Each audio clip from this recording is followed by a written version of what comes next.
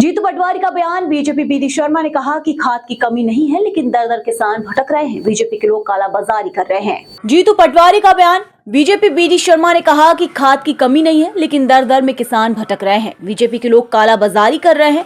खाद की किल्लत का असर है बुधनी में है। बीडी शर्मा बताए खाद कितना और डीएपी कितना आया। खाद की किल्लत एमपी में। नर्सिंग कॉलेज को लेकर कहा कि 200 ही कॉलेज फूल खिले हैं। भाई हमारे आरोप सही हैं। मंत्री पर कार्यवाही क्यों नहीं हुई? सब पर कार्यवाही होनी चाहिए। देश की एकता की बात संविधान भी करता है। बीजेपी सामने से नहीं पीछे से देश को तोड़ने की बात करती है।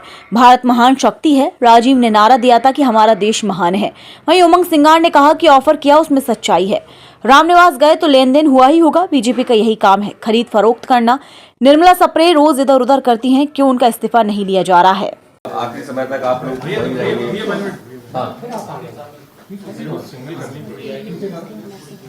आज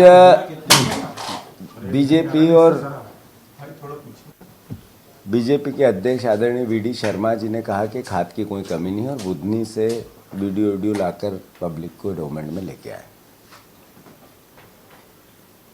मुझे दुख होता है इस बात का कि किसानों को जो सहूलियत और सहायता इस रबी और खरीफ की फसल में सरकार को खाद के रूप में करनी थी, वो कर नहीं पाई। दर दर भटक रहे थे किसान, दर दर भटक रहे हैं किसान। बीजेपी के लोग ब्लैक में खाद बेचते हैं 1200, 1300 का, 1700 और 2000 तक। और बीजेपी के मंडल अध्यक्ष से लेकर उनके कई नेताओं का पब्लिक डोमेन में वीडियो भी आया है और परिस्थिति भी आई, वो चाहे मऊ हो चाहे सेंधवा हो। बुधनी में वो कह रहे हैं खाद की किल्लत है, तो लोगों का पिछली बार 1,08,000 से जीती थी बीजेपी। अगर खाद सही होगा तो 1,09,000 से जीतनी चाहिए।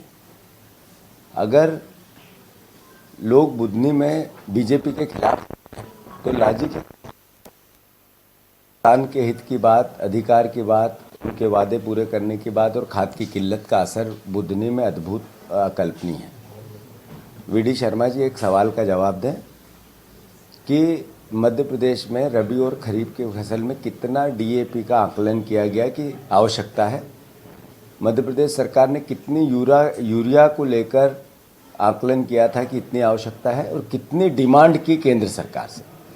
ये दोनों बातें जरा पब्लिक डोमेन में, और उसके बदले आया कितना। अगर कम आया खाद, केवल 20, 30, 35% खाद ही आ पाया मांग के अनुसार, और मांग ही कम की गई थी, किल्लत क्यों नहीं होगी? ये मैं सोचता हूँ आपको इसके मद में मत मस्त मत हो। लोगों की, किसानों की आंखों में मिर्ची मत झोंको। खाद की किल्लत है और उसके लिए किसान त्राई त्राई कर रहा है, और इसके लिए दोषी और अपराधी है तो बीजेपी की सरकार। आप पूछो सर। झारखंड में बोले नहीं, बिल्कुल सही बात है। देश की एकता और अखंडता की बात तो भारत का संविधान भी करता है, पर 10 साल 15 साल के शासनकाल के बाद बीजेपी एक और नेक की बात करती है, और भाषण हमेशा कैसे हम नफरत और घृणा और बंटवारा की बात करें वैसा करती है। जैसा राहुल गांधी जी ने कहा कि बीजेपी सामने से इस तरह की बातें नहीं करती, पीछे के रास्ते से करती है। संविधान को भी तोड़ने की बात, कमज़ोर करने की बात सामने से नहीं करती, पीछे से करती है। तो नरेंद्र मोदी जी, देश के संविधान की मूल भावना ही देश की एकता और अखंडता है। भारत का भाईचारा बना रहे, हिंदू मुस्लिम सिख ईसाई आपस में है भाई भाई, ये नारा भी नरेंद्र मोदी जी को लगाना चाहिए। इस देश की नीड है। ये भारत का प्राचीन इतिहास, सभ्यता, जो हिंदू धर्म की मुख्य विचार है, वसुधैव कुटुंब का, जो विश्व की शांति का, विश्व के कल्याण का, उसका भी तो जिक्र करे वो, ये अच्छा लगेगा। 700 में से 500 कॉलेज अमान्य ही हैं और सिर्फ 200 कॉलेज हैं जो संचालन के योग्य हैं। तो ये मैसेज क्या है? सीबीआई ने लंबी करप्शन की एक फेरिस्ट के बाद ये निर्णय लिया कि 200 ही कॉलेज नर्सिंग के लिए नॉमिनेशन फिलफुल करते हैं। इसका मतलब जो हम आरोप लगा रहे थे कि मंत्री का इस्तीफा लेना चाहिए, क्लियर हो गया। जिस मंत्री ने उनको क्लीन चिट दी थी, जिस मंत्री के कार्यकाल में क्लीन चिट हुई, जिस अधिकारियों ने रिश्वत में लेन देन किया, कहाँ से उनके फ़ोन के कॉल की डिटेलिंग सार्वजनिक करनी चाहिए सीबीआई को। कि किन लोगों ने कहा था एलिजिबल है ये कॉलेज, वो दोषी है, अपराधी है। फिर से मैं अनुरोध करना चाहता हूँ कि सीबीआई ने एक बार फिर प्रमाणित किया कि जो सरकार की व्यवस्था थी वो अपराधीकरण के भेंट चढ़ चुकी थी। तो जिन जिन लोगों ने अपराध किया, जो जो इसमें पूरी साइकिल में थे, मंत्री से लेके संतरी तक, सब पर पनिशमेंट होना चाहिए और इस्तीफे लेना चाहिए। सर, प्रधानमंत्री नरेंद्र कॉन्फ्रेंस की सज्जन सिंह वर्मा साहब ने, और उन्होंने कहा कि खरीदते हैं हमें। उमंग सिंगार जी ने उमंग सिंगार ने 50 करोड़ रुपए का ऑफर उमंग था। सिंगार जी ने 50 करोड़ का वीडी ऑफर शर्मा जी कह रहे हैं किसने ऑफर दिया था, स्पष्ट नाम बताएं। नाम बताएं। ऐसा है, नेता प्रतिपक्ष जी एक जिम्मेवार पोस्ट पे है और मुख्यमंत्री के अपोजिट एक तरह से सदन में हमारी बात रखते हैं। अगर उन्होंने कही कि मुझे ऑफर किया था तो उसमें सच्चाई होगी, सच्चाई है। मैं मानता हूं कि सरकार का जो रामनिवास रावत गए बीजेपी में, क्या फ्री फंड में गए?